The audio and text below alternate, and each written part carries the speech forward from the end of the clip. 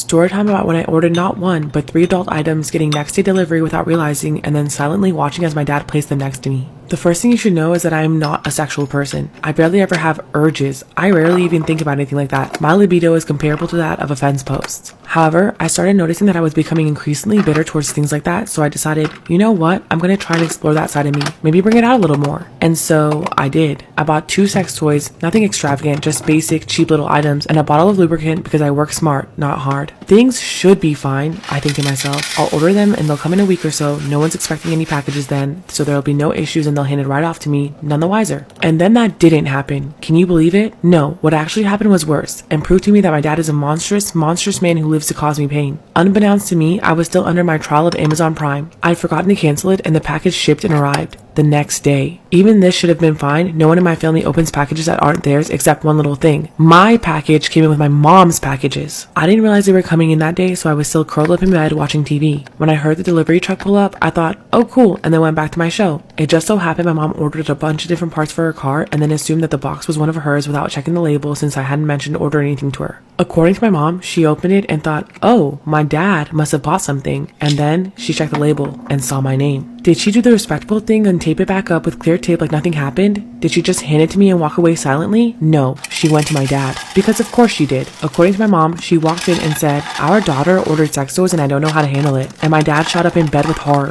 A moment later, he giggled and jumped out of bed, taking the box from her saying, I want to give it to her. So he walks into my room. I say hey to him and sit up and look at him. He tilts the box towards me to show its contents, and then we stare at each other in silence for several seconds before he sits it down next to me with the biggest grin on his face and then calmly walks off. I can't look at my parents in the face anymore. I might actually have to move out. COVID be damned because my dad won't stop making masturbation jokes. My wife and her friend went out drinking on Friday night and she didn't come home till 4 in the morning, which had me worried sick. When she finally came home, she was very drunk and was almost being dragged by her friend. The friend had a guilty look on her face and asked me to be patient while listening to her account. I was of course alarmed. What account? The friend left saying it's better if my wife told me. My wife was obviously out at this point, so I went to sleep. Around 11 a.m., I'm woken up by my wife crying and saying that she committed a horrible mistake and she's very sorry. She was hysterical at this point and I had to calm her down, and finally after calming her down, she told me that she had gotten so drunk last night that she hooked up with a stranger. I was shocked and I pressed her for details. She said that they had met 2 guys while drinking and they were buying them rounds. At first she said she turned the drinks down, but when her friend expressed an interest in one of them, they went to talk to them and accepted the drinks from them. My wife was given the responsibility of keeping the friend of the guy busy while her friend talked to the guy. Eventually, after some time and a lot of drinks later, they went to the guy's home and this is where she had sex with him.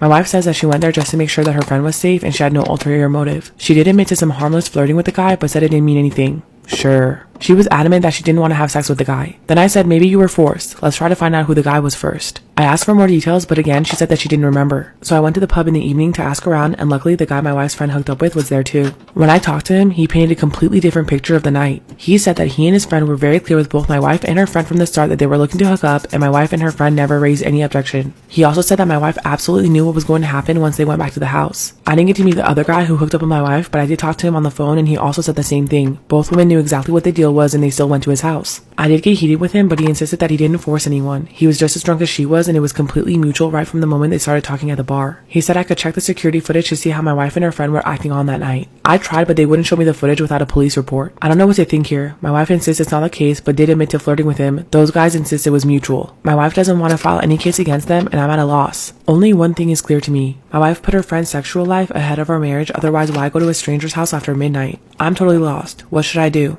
Story time about how my boyfriend lied about having a terminal disease so that he could marry me. Disclaimer, this is not my story time. I repeat, this is not my story time. It was sent to me on Instagram. My now husband, who I actually ended up marrying, we met through a dating app exactly 1 year ago. From the beginning, he totally love bombed me. After we gave each other our phone numbers, he would text me every single day at night. He would call me beautiful and give me so many compliments. Some part of me knew that he was love bombing me and that it was wrong, but I also enjoyed it because I hadn't been treated like that in a very long time. He asked me out on a date and we actually lived 2 hours away from each other. So he made the trip all the way down to where I lived. We had an amazing date. We talked for 3 hours. Then we went to the beach and stayed there for about 6 hours. We told each other our life stories, and he told me that he was looking to settle down and not just someone to date casually. This was obviously my goal too, so it was perfect. We were really compatible and we made each other laugh a lot. One of the first things that he made very clear to me was that he had money, and lots of it. He owned 2 companies and was starting a 3rd one. He took care of his entire family and even bought his parents a house. After dating for 2 weeks, he asked me to be his girlfriend, and of course I said yes. He would come down come to visit me every single weekend. I was in nursing school at the time, and he even helped me pay for my education. I mean, this man was perfect, or at least I thought. After almost a month, he started talking about marriage. I knew I liked him a lot and I was definitely falling in love with him, but I just wasn't ready to talk about marriage. And I told him that. He said that he was really disappointed that I wouldn't consider marrying him. I told him that it wasn't that, and maybe even date for a few years before we got engaged. This is when he got really upset, and out of nowhere, he just yells out, "I may not have a few years to live." He then pretended to break down and start crying, but no tears were coming out of his eyes. I knew it was strange behavior, but I couldn't believe that he would lie about something like that. He explained to me that he had a terminal disease, but wouldn't tell me what it was, and told me that the doctors only gave him a year to live. Obviously, I was shocked. I couldn't even stop crying. Then he told me that that's why he wanted to get married to me.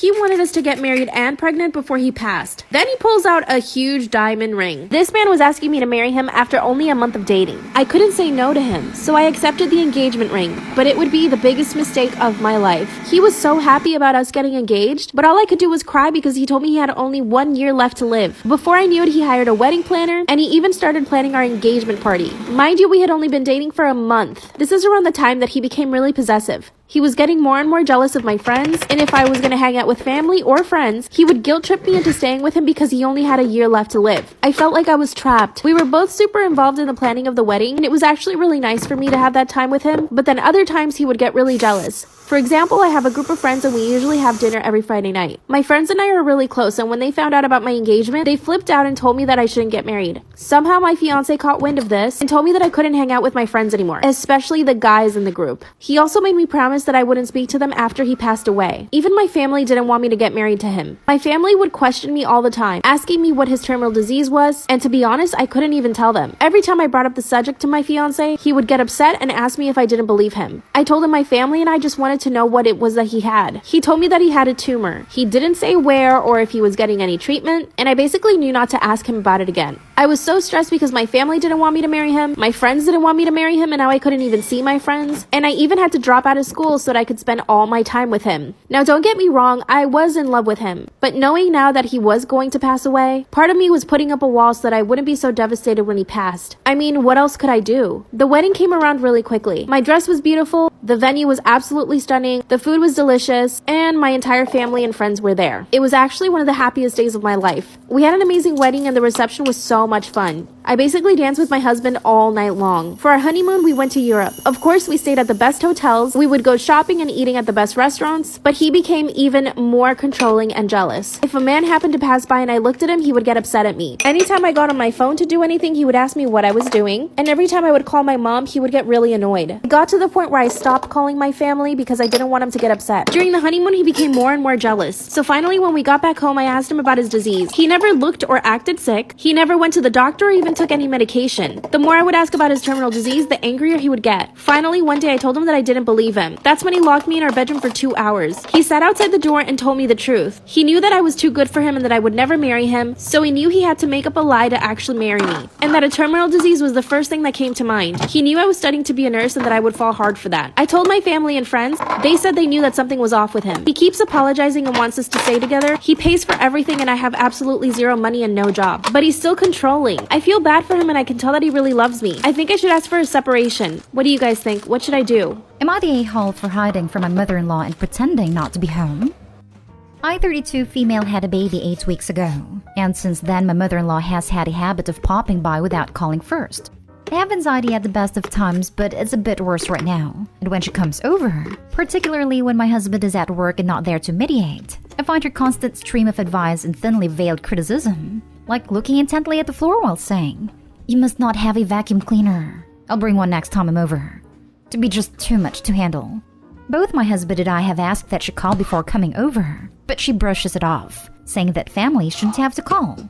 Last week, I was having a rough day and was tired as the baby had been up in the night more than usual. I looked out the bedroom window to see my mother-in-law walking through the front gate, and I honestly wanted to cry. I'm not proud of it, but I sat on the floor of the bedroom ignoring the doorbell until she went away. I felt really bad after, because she doesn't drive and I knew it would have taken her a 20-minute bus ride to get to our house, just to have turned around and go back. Apparently, she called my husband at work to let him know that she'd tried to visit me, because he called home to see if everything was okay. And I told him she must have come while I was out with the baby for a walk, because I didn't want to admit that I had hidden from his mother.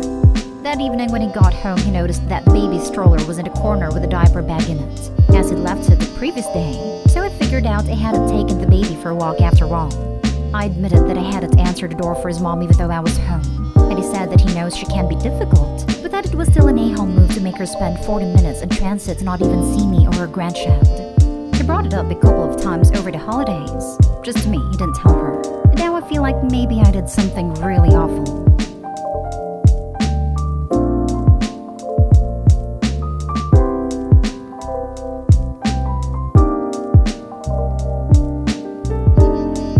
Hi guys, thank you for watching. I love you guys so much. Please like and subscribe to see more great videos. See you again.